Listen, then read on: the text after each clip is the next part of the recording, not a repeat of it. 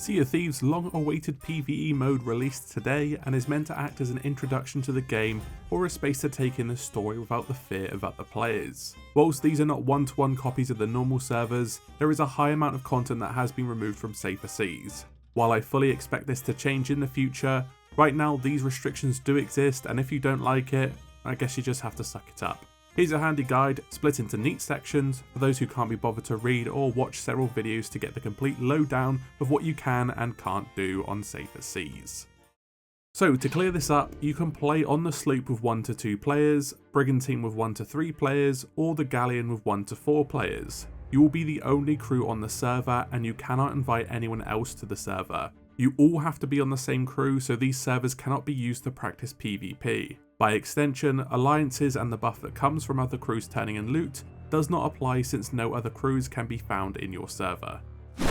Sea of Thieves' reward system is based on purchasing cosmetics for your ship and your pirate. Reputation and gold, which are the main method of progression in this game, are cut down to 30% of the value that you would get in high seas. To use an example, an item worth 1000 gold will sell for 300 gold in Safer Seas. Reputation is the same, it will grow at a 30% rate of the speed as high seas. Doubloons are, however, earned at the same rate as high seas. On top of this, all available factions will be capped at level 40 instead of 75, and level 50 in 3 factions is required to become a pirate legend. Level 40 equates to around halfway to level 50 in terms of XP requirements due to the way levels scale. However, all commendations that you can earn on Safer Seas can be completed all the way up to grade 5 or 100% completion. I'll cover which ones are not available in Safer Seas later in the video. In terms of cosmetics, anything that can be earned via commendations, factions and more can be brought in their respective shops. So the shops should have their entire stock, regardless if you can progress that faction in Safer Seas. So Pirate Legend items can be bought, but they can't be earned in Safer Seas. The Pirate Emporium is also available, so make sure you go and fill their coffers with your hard-earned money. Ancient skeletons who drop ancient coins drop the same amount and will appear in Safer Seas. The Season Pass and Plunder Pass is also available, allowing you to earn renown at the same rate as you would on normal seas, so don't be alarmed if your progression would be hampered. I mean, it's really easy to finish a Season Pass anyway, even if it was at 30%. Gold and doubloons, ancient coins even, have the same value when earned through the Season Pass on either server.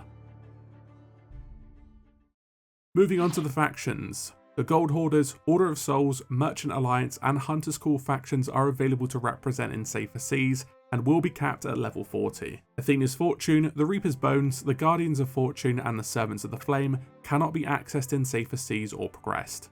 In terms of the Hourglass, this is not available, but both extended hideouts can be accessed alongside their curse cutscenes. By extension, the gameplay features that are linked with these are not available, so no Pirate Legend voyages and no Pirate Legend loot will spawn in Safer Seas. On top of this, Emissary Flags, Reaper's Chests, Gifts, Rag and Bone Crates, Skulls of Destiny, Ritual Skulls, Chest of Fortune, and all tomes will not spawn in Safer Seas, but everything else will spawn and can be sold, including the Box of Wondrous Secrets. Guilds and captaincy features cannot be accessed in Safer Seas, including all progression and gameplay mechanics associated with them.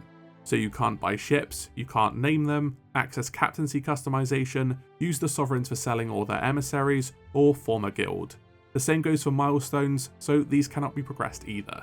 Circling back to the commendations, I'll list the ones for each faction that cannot be completed, and if they aren't here, assume they can be completed. Build rack commendations are available aside from those explicitly requiring PvP or other crews. The Skeleton Throne commendations that require you to sit with another crew can't be completed. For Gunpowder Skeletons, Gunpowder Plot and Legendary Gunpowder Plot can't be completed. United Scourge of Skeleton Ships is unavailable for Cursed Sails. The Cursed Crews, all 6 commendations for hitting enemy ships with Cursed Cannonballs are unavailable, as is Cursed Voyager, Legendary Cursed Voyager and the Cursed Crews. For Forsaken Shores, Fleet Cargo Runner is not available. In Festival of the Damned, the Flame of Embattled Souls, Alliance of the Damned and the Festival Party Boat cannot be unlocked. There is only one Mercenary Voyages commendation available in Safer Seas, and that's Sketchy Stranger.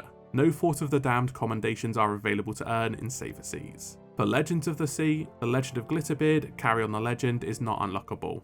For Ashen Treasures, Tome Raider and Sea of Thieves are not available, as are any Ashen Tome commendations since the Ashen Tomes don't spawn. For Crews of Rage, Fortress Inferno, Raging Fortress Inferno, Hot Goods, Blazing Hot Goods, and Raging Hot Goods are not earnable. Any buried treasure commendations that requires another crew, stealing buried loot, or using the map quest board is locked. As for the faction commendations, they work as follows. Any Gold Hoarder, Order of Souls, or Merchant Alliance commendation that requires the Emissary flag, an alliance, or commodities is unavailable. The Hunter's Call only has one locked commendation, and that's for buying all pieces of the Killer Whale set, since you need level 50 to unlock it all. The Guardians and Servants' respective Blessing and Ritual commendations are the only available commendations for those factions. All Reaper Bones commendations are unavailable. Flameheart cares not for PvE servers, and only one Athena's Fortune commendation can be unlocked, that being the Legendary Hunter of the Shrouded Ghost. As for the achievements, the list is massive, so on the screen you'll see all the unavailable achievements on Safer Seas. These mainly consist of promotions, achievements requiring other crews, or content that is exclusive to Safer Seas. Lastly, world events will be limited in Safer Seas. The Fort of the Damned, the Fort of Fortune, and the Skull of Siren Song are not available in Safer Seas and their associated rewards, items, etc.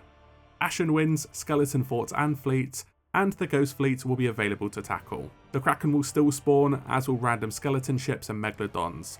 And yes, the Shrouded Ghost has the same odds as normal servers. Roaming skeleton ships will also be present. Sea forts, siren shrines, and treasuries appear as normal too, along with the Breath of the Sea items. Any live events such as Gold and Glory, pop-up plunder, community weekends, and anything like Grogmanay is exclusive to the high seas. All Tall Tales will be playable in Safer Seas, from all arcs including the Shores of Gold, Ashen Age, A Pirate's Life, and the new Legend of Monkey Island Tall Tales. So there has never been a better time to delve into the game's lore.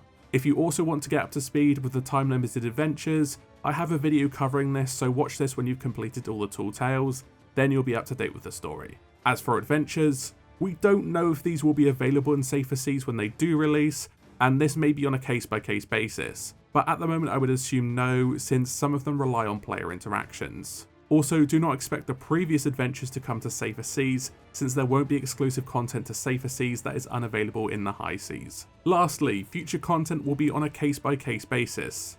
For instance, something that requires player interaction or a high-stakes world event will not be added to Safer Seas, nor would anything like increasing the level cap. Pirate Legend or Reaper's Bones content should be expected to stay exclusive to high seas.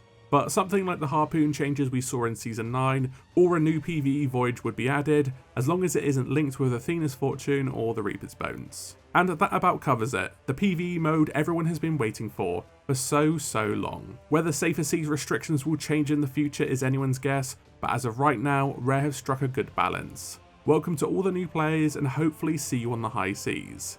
Here's to the next step of Sea